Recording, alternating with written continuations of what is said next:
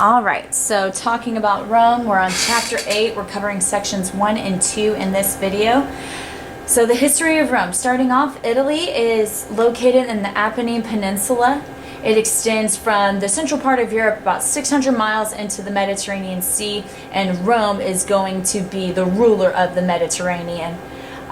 Three major islands that are included with this are Corsica, Sardinia, and Sicily, located right here.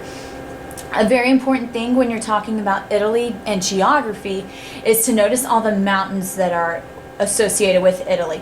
You have the Alps that are located in the north, and then you have the Apennine, which is why it's called the Apennine Peninsula. The Apennine Mountains go all the way through down to the bottom of Italy. And when you think mountains in Italy's case, they're natural borders which provide a lot of security, which allows the Roman Empire to be able to be protected and continue to extend their culture and their civilization, because they don't have to fight off invaders as much until they start wanting to conquer others. And then we have the Itali. So the Itali are going to be the ancestors of the Romans. They are Indo-European, closely related to the Greeks. Obviously, geographically speaking, they're pretty close, especially if you go by water. And they're going to move to Italy around 1500 and 1000 BC. One tribe in particular were called the Latins, and they settled by the Tiber River, which is why we associate the language Latin a lot with the Romans. It's because of ancient Rome. And 753 BC is the traditional date of the founding of Rome. And it started out, the way that they conducted civilization was with a forum, a common marketplace, and a common market and a meeting place. And this is where civic and legal matters were handled, and that was the center for Rome. Rome is different from a couple of the other civilizations that we've already talked about, in the sense that with social classes, they had two. Whereas, the caste system has 5 tiers and all these others have 4 or whatever. The Romans had 2. They had the insiders and the outsiders. So they were called the patricians, which were the insiders to politics, religion, and society. And then they had a group called the plebeians, or the outsiders. You were one or the other. And so that is the society set up for ancient Rome. And then we also have a very important city not located in Italy. It's located in the northern tip of Africa, and it's called the city of Carthage. And just to get an idea of where they are geographically in relation to Rome, Carthage is right there where that star is. And so, as you can see, really close to Italy. And so Carthage is the trading post in North Africa. And it's going to be Rome's greatest rival when battling for who is running the Mediterranean Sea and all of that situation. So much fun. But we'll come back to Carthage in just a minute. First, we're going to talk about the Roman family, the family unit. Very important. So ancient Rome had a very strong family structure. The father was the head of the household and complete authority. He ruled over his wife, his sons, and his sons' families, as well as his unmarried daughters. Remember how we talked about with China, once a daughter married, she became a member of her husband's family. Same thing with ancient Rome. Even slaves were considered to be part of the family, and the father held the power of life and death for all members of his family. So if you did something to shame your father, he had the power to decide if you got to live or not. And something that I love about the ancient Roman culture is the responsibility of the father. The role of the father was to teach their children these principles: piety, a sense of duty, gravity, the seriousness of purpose. You are here with a purpose and you need to serve that purpose. And then dignity, a sense of personal worth. Your father was responsible for instilling a sense of dignity within you, that you are worth something. And I feel like that's something that we might be missing in today's culture, is our fathers are not necessarily always instilling a sense of personal worth, especially with many households missing a father. And that is a role of a father, is to instill in their children, you have value. Ancient Rome had a limited form of representative government. We talked about that a couple of days ago, how representative government is where you elect somebody to represent you, because direct democracy only works with small groups, but as your civilization grows, you can't all have a say. You have to elect someone to represent you. And so ancient Rome is going to live under this rule of law for quite a few centuries, but then we start to see the loss of certain character qualities that made ancient Rome so great, and we see a decline in the family, the way that ancient Rome used to do it. And this is going to result in the fall of the Roman Republic and the Roman Empire, when we see a breakdown in the family unit. Okay, so ancient Roman religion. They definitely worshipped ancestors back in the day. They also worshiped powers of nature. This temple is called the Pantheon. It's going to be one of the most famous temples that's located in Italy. Very beautiful, as you can see. So pretty. And so interesting structure about this is that you have the columns in the front, but the building itself is circular, and you see this huge dome. So really cool. But the Pantheon, not to be confused with the Parthenon. The Parthenon is in Greece. The Pantheon is in Rome. So make sure that we don't get those two confused. Two totally different things going on there. So with all of this ancestral worship, they start to adopt some of Greek mythology, which we see that as the relationship with the Greeks grow. We know that through cultural diffusion, that the more time you spend trading with someone, you start to pick up some of their culture as well. And so we see there's a lot of no purpose or no meaning for man's existence, which goes against what fathers were supposed to be instilling in their kids, was that you have purpose. But when you think that there's no meaning for your existence, you're also going to think there's no meaning for your life after you die. And so by the time we get to Caesar Augustus, many were turning to Greek mythology or Oriental cults in desperation because they needed to believe in something. So Jesus's life, death, resurrection, and ascension into heaven is going to offer something to the Roman people at a very important time in their society, because they have nothing at this point. And a living Lord and Savior with the power to forgive your sins and offer you eternal life is exactly what they're looking for. So that is ancient Roman religion. Now let's talk about education. The father taught their son. Reading, writing, arithmetic, and moral values. Things like obedience, honor, loyalty, courage, self-control, a reverence for Roman law and customs. All of that was taught by the father. And the mother's duty was to teach daughters the duty of marriage and how to run a house. Emphasis on moral precepts and Roman virtues. The Romans were highly influenced by the Greeks when it came to education. A lot of the wealthier Roman families would buy Greek pedagogues to tutor and discipline their sons. Now, pedagogues were actually Greek slaves that they would buy, and the slave was responsible for the education of the child once they got older. And so schools taught mythology, geography, history, and language. They taught Latin and Greek. So you learned both. After grammar school, they would attend a school of rhetoric, where they would continue to work on Greek and Latin. Girls learned reading and basic domestic skills. So this is something very interesting about the Roman culture, because we talked about this in our first unit, literacy. The key to literacy is that the ability to read and write one's own language. And in every culture except for the Hebrews, literacy was only something for the elites, except for the Hebrews. And so this was something that was very interesting with ancient Rome, is even the girls, they wanted them to be able to read, which is really, really great of them. Some even learned philosophy and literature, as well as how to play an instrument, all things that would make you a better wife in their eyes. Roman government. For about 250 years, ancient Rome was ruled by kings. And then the king was the ruler of the people, commander of the army, the chief judge, the high priest. The king was over every area of Roman life, and they were chosen by popular assembly. And the assembly was where all the male patricians representing their families and clans would come, and that's where they would make laws, declare order and peace. And so the patricians made up the assembly, and the assembly they chose who was going to be their king. And so the Senate is going to be made up of 100 patricians that will be advisors to the kings.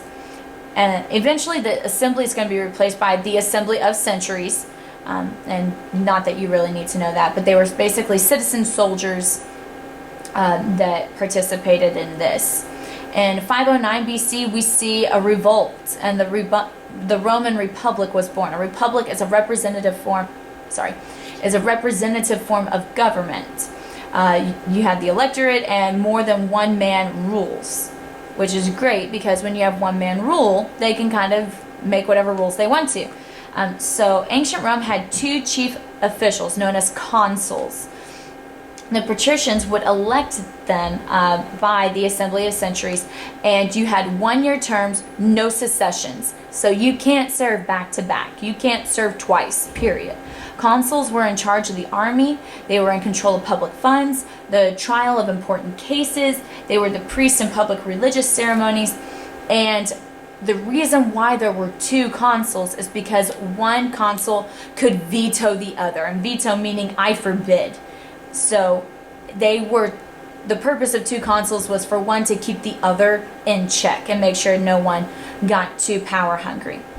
They could appoint a dictator for 6 months with advice from the Senate, and that was really only done during times of war where they needed someone that could make the calls and have one vision that they're all operating under.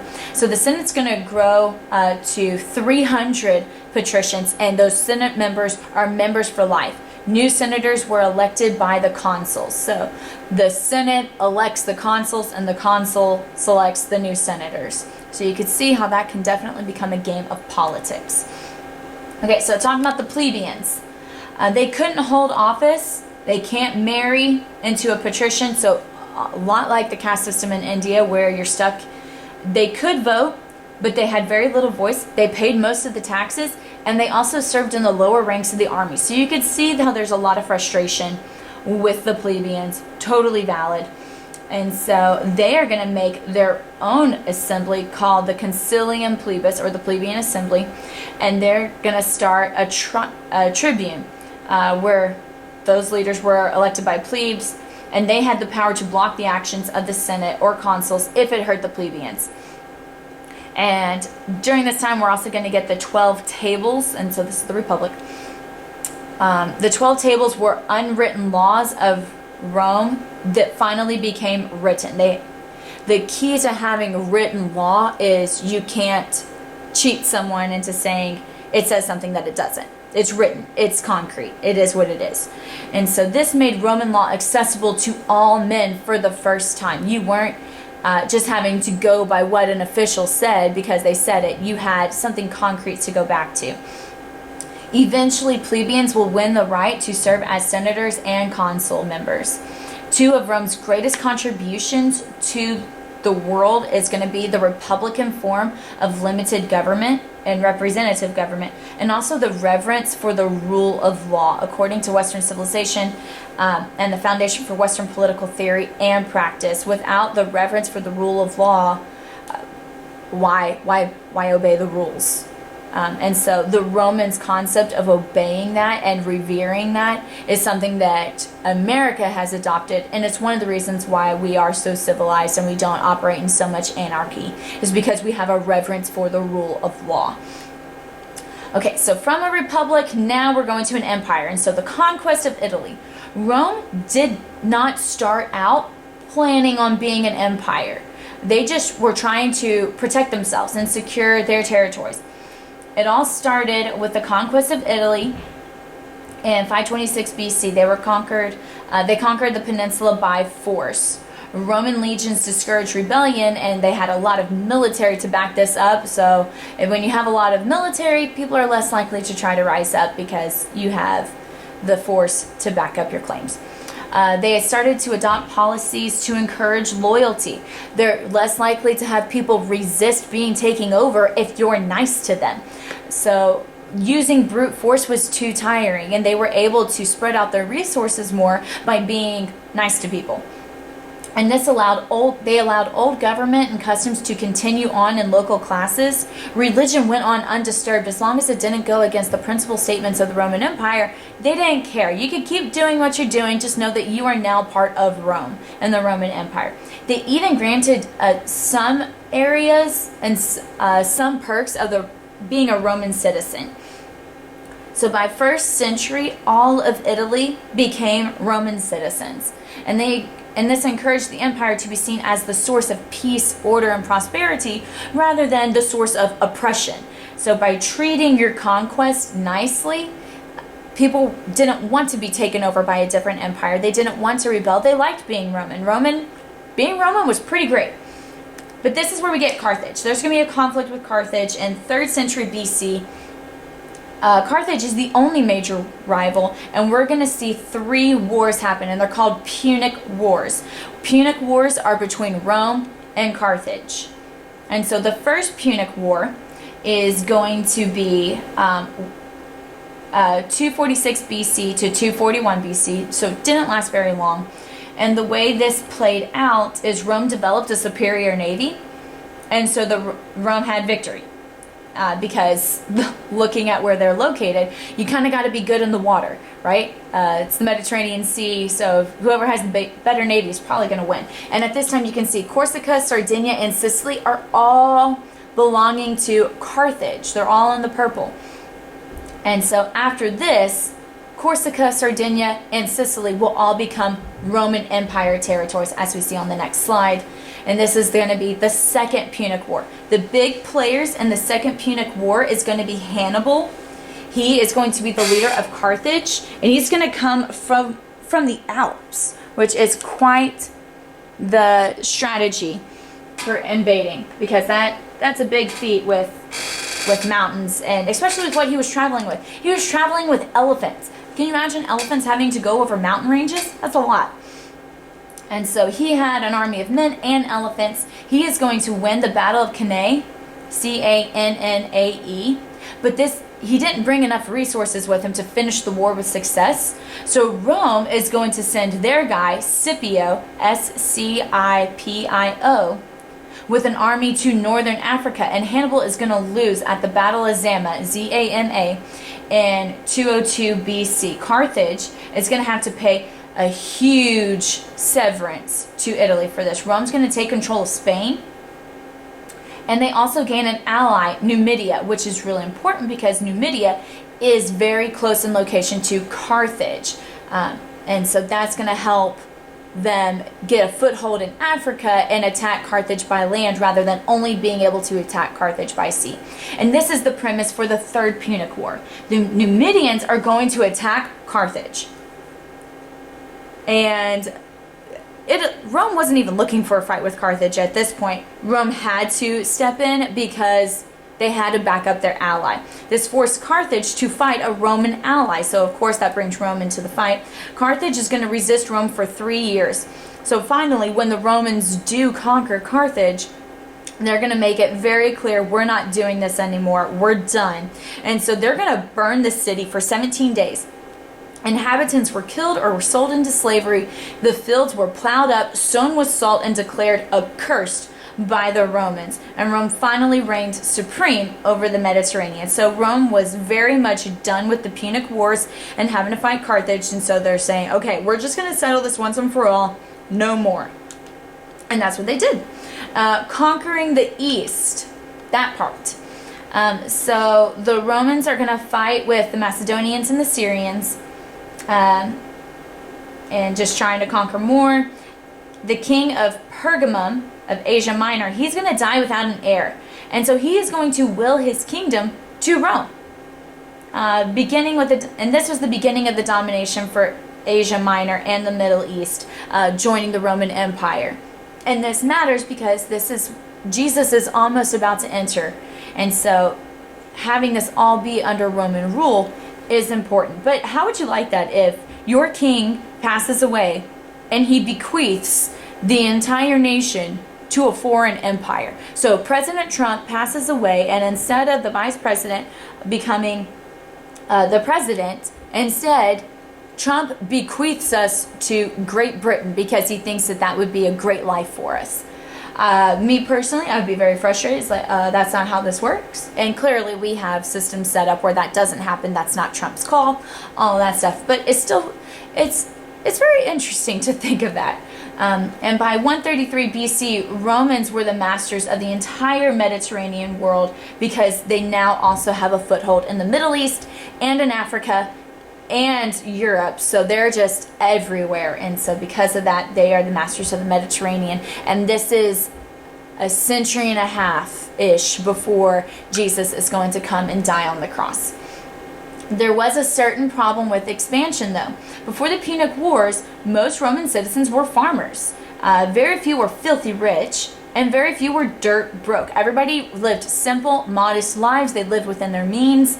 There wasn't a whole lot of jealousy going on. The nobles, quote unquote, did their own plowing. Everybody understood what it meant to work for a living. Winning wars washed away their republic. The simplicity, the discipline, the hard work, the patriotism was no more. And we start to see divorce and immorality come in, and we see a break in the family unit. So moral breakdown leads to economic decline. As the empire was growing, the population was becoming more and more poor. It was cheaper to buy foreign grain. That's putting local farmers out of business. So many slaves that you had to compete in the workforce because slave labor is cheaper. The wealthy were buying up all of these lands from farmers that were going bankrupt and had to sell. And so the wealthy got really wealthy and had these huge estates, and they were able to have it all farmed by slaves. So by 1st century BC, there were fewer than 2,000 men that owned all of the land of Italy. Now think about that map that we showed at the very beginning of this lecture. That's a lot of land. And less than 2,000 men owned all of it. Rome was split into two hostile groups. The top, which were really rich, and they had most of the land and most of the money. And then you had the bottom, the poor, who wanted free food, and they wanted entertainment from the government. And this was called bread and circuses. And it's because they were so poor, they were being forced out of business, and so they were expecting the government to take care of them. And so this is where we get the foundation for the Colosseum and gladiators and things like that, which we're getting to. So corrupt Roman politicians gave the masses what they wanted. But the only reason why they did that is because they wanted their votes. It's not because they actually cared about plebeians, it's because they wanted their votes. So handouts crippled what little remained of the traditional ideas of Rome. Personal initiative and self-respect, this is dwindling more and more. Circuses fed the hunger of the masses to see pain and suffering of other people and find pleasure. And this is where we get the premise for the movie with Russell Crowe of Gladiator. Thousands of people would cram into circuses, quote unquote, and watch gladiators fight men and beasts to the death. Gladiators were often prisoners of war, slaves, or criminals that were forced to fight for public show. And then we're going to see a revolution spark. We're going to see revolution for about a century. Revolution and civil wars, we're going to talk about a couple of those right now. The Senate's going to ignore the reforms the common people were demanding. And because of that, the common people are going to rise up. A lot of people will try to take power, saying that they are the voice of the poor or a champion of reform. Some people will even just wage civil war against their opposition. And so a lot of people are trying to take advantage of the masses being unhappy to help them rise to power. So let's talk about the Gracchi brothers. We have Tiberius Gracchus. He's going to become a tribune. He came from a wealthy family, but he convinced government to limit the amount of land a man can own. So if you do that, what are you going to do with the land that you're taking away from people? He just wanted to distribute public lands to the poor. He and 300 of his followers were murdered, which you could totally understand that because, I wouldn't want people taking away my land that I paid for and not being compensated by the government either. Just be taken. It kind of sounds familiar with what we're facing right now in America. Maybe. His brother, Gaius Gracchus, he's going to be elected in 123. I'm sorry, but if one brother has these ideas, why would you elect the other brother? Because they're probably going to be on the same page. So with him, government sold grain to the poor at lower prices than they did everybody else. New colonies that were poor could immigrate. And nobles are going to start rioting because they're losing money. They're the ones that are selling this grain with their estates. So Gaius is going to commit suicide with 3,000 of his supporters being killed. So he was very, very unsafe. He did not feel good about that. And then we get the first civil war of Rome. There's two big players, Marius and Sulla. So after the Gracchi brothers died, leadership was passed to the military, and we have two people. We have Marius representing the masses and Sulla representing the Senate. So what kind of helps is Marius and masses, both are M's, Sulla and Senate, both are S's. So that kind of helps you remember who's on what side. Apparently they're both having nose issues. I don't know why, but with a lot of these statues, the noses get chipped off. I guess it's because it's not as well attached to the base, but kind of funny. So Sulla's going to win the first showdown, and he's going to move on to Asia Minor, trying to continue to crush revolutions. Marius is going to go to northern Africa, and he gathered an army to help take back Italy. And he returns in 87 BC, massacring a lot of Senate supporters. Marius is going to die, and Sulla's going to come back. And so Sulla will end up winning the first civil war in Rome for the Senate. And he's going to institute a reign of terror. He's going to execute over 5,000 people. And he's going to appoint himself the dictator, self-appointed. He gave the Senate absolute lawmaking power. After he, quote-unquote, finished his work, he resigned as dictator, and he died the next year. So because he didn't stick with it and see his changes through, a lot of the reforms are not going to last. The Senate had nothing without the support of the legions, and the soldiers, the legions, were very frustrated. So professional soldiers who filled the ranks gave their allegiance to the commanders, not to the Senate. They did not really care for politicians. And so this is how we get the Second Civil War. After Sulla's death, a lot of people fought for power. Pompey and Julius Caesar were the chief competitors. Pompey conquered Syria and Palestine. He wanted to reward the troops by giving them land. The Senate denied this request. And Julius Caesar was the nephew of Marius, the champion of the masses. And so he's going to come to Pompey's aid. In 60 BC, they're going to team up with this other guy, Crassus, and they're going to form an alliance. As Julius Caesar was elected consul a year later, he's going to bypass the Senate and took the request to the assembly, and the assembly is going to say yes, because the assembly is going to be filled with more people that are of the people. So Julius Caesar is going to get a 5-year appointment as governor of the city of the land of Gaul, Gaul. And he's going to prove himself to be a really great general, and he's going to have a lot of popularity. After 9 years of conquest, he is going to extend the empire all the way to the Atlantic Ocean and the English Channel, which is quite extensive. The Senate is going to become scared of Julius Caesar's popularity, and Pompey was just flat out jealous. So he is actually going to switch sides. So Julius Caesar and Pompey were once on the same side, and Pompey flipped. And so Pompey is going to join the dark side. The Senate is going to order that Julius Caesar's army be disbanded. But what we just saw on the last slide is soldiers aren't really caring what the Senate has to say. They have more loyalty to their commanding officers. And so Julius Caesar's going to respond. He's going to say no. And what Julius Caesar does is he starts heading back to Rome. And he's going to do something very important. And this is a phrase that's still used in culture today. And it's going to be called crossing the Rubicon. So Julius Caesar, with his army, he crossed the Rubicon River, and this is the border between Gaul and Italy. And crossing the Rubicon now means something. It means making an irreversible decision. Once he crossed that river, he was basically declaring war against the Senate. And that's an irreversible decision. Once you cross that line, you can't go back. You can go back, but you can't undo the decision that you've made. And just to get an idea of how well liked Julius Caesar was, as he was getting to all of these cities, they were opening their gates, letting him in, helping him get closer to Rome. Pompey's going to be scared, and he's going to run away to Greece with his army and a lot of the Senate. So Julius Caesar is going to seize Rome, and he's going to be the dictator while elections went on to replace the open seats in the Senate. And then he became the consul. He was known as the defender of the Republic against Pompey in the Senate.